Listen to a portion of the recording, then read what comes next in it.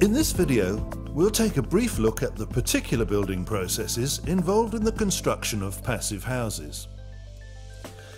Building company Valhalla Living specialises in designing and constructing energy-efficient homes, and in particular passive houses. We'll be looking at two projects which are very different in design and have achieved different levels of energy efficiency.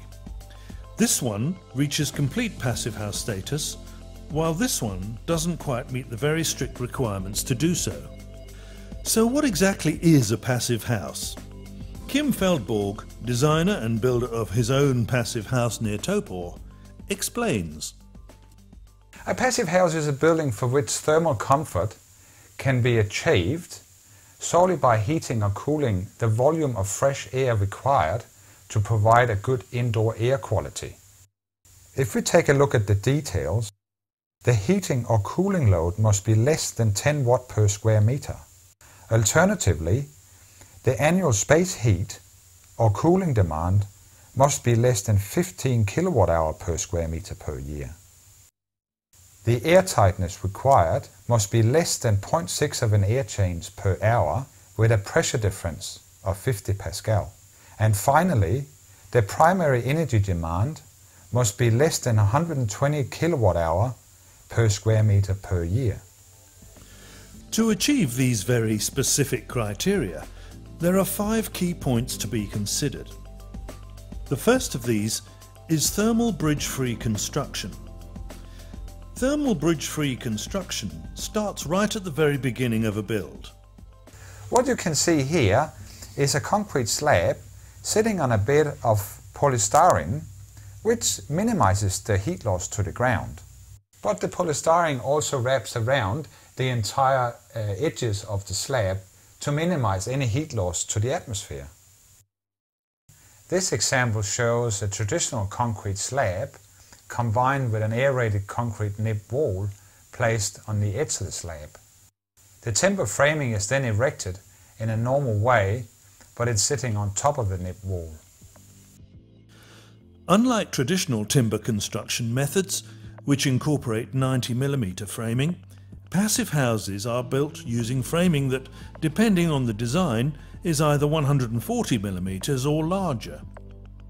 This leads to improved insulation values being achieved as required within passive house criteria. Despite this, when you see a passive house structure from a distance, there is no perceivable difference to a conventional standard build. The second key point, insulation, is a vital component in this kind of construction. In this instance, we have used a blow-in insulation product, and here you can see the insulation material being packed tightly into the external wall frame cavities. As you might expect, roof areas are also heavily insulated.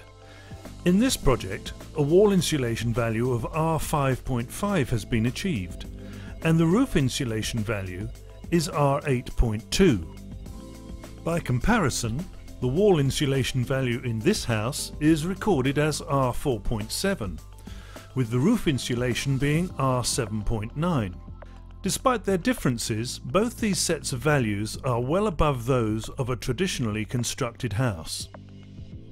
The third key point, window technology, is very important in any house building project, but especially so when we consider passive houses. Windows must perform to a very high standard. Both the houses we are looking at here were built in areas that requires triple glazing and high performance window framing with an R value of 1 or higher. The fourth key point we must consider is airtightness.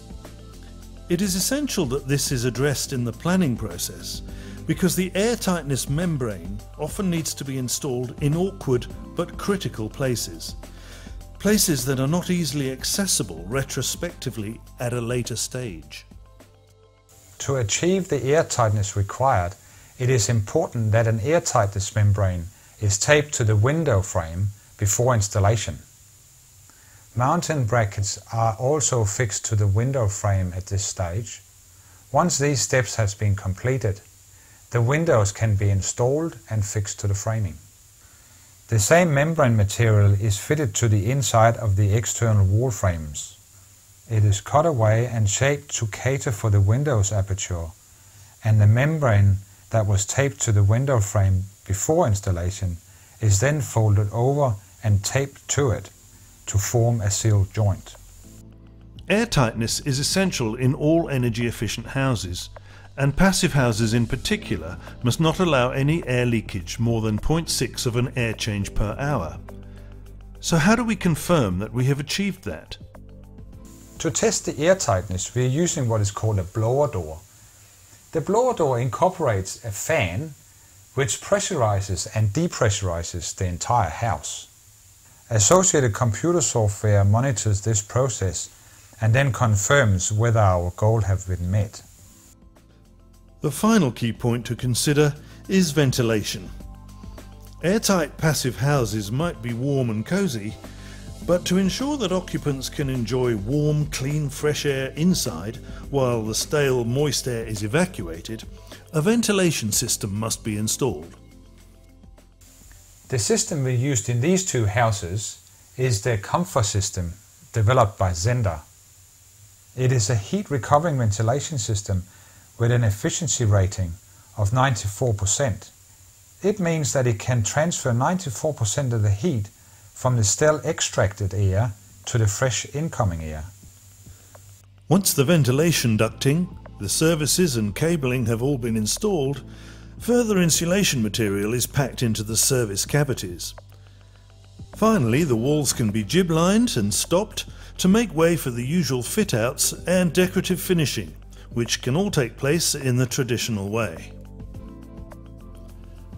For further information about passive house technology or energy efficient homes, contact Valhalla Living. Alternatively, you can visit their website